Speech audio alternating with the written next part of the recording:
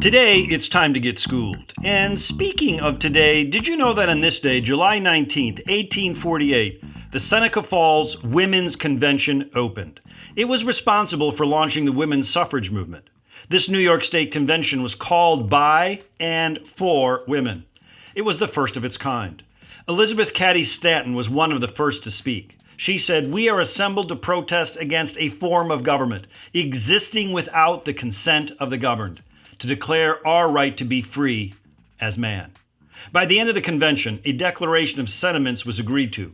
Its most memorable line, "We hold these truths to be self-evident, that all men and women are created equal." Though many men scoffed at the idea of granting suffrage to women, the New York Tribune said it best. When a sincere Republican is asked to say in sober earnest what adequate reason he can give for refusing the demand of a woman to equal participation with men in political rights, he must answer, none at all. Aye. What seems to be the powerful lesson of this little tale is that ideas have consequences.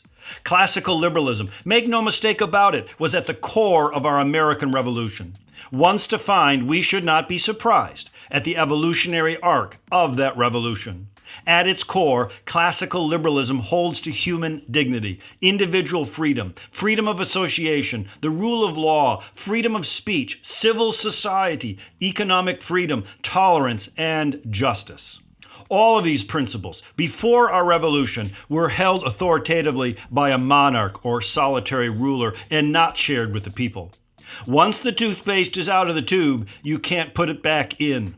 Thankfully, don't be surprised then when groups seek these principles for themselves. Women did back at the Seneca Falls Convention. Groups in our time still suffering discrimination should receive our support as well. Our national DNA is wholeheartedly liberal. Anything less would be a rejection of our own history. Psst, it's Prologue with MR.REVIEW.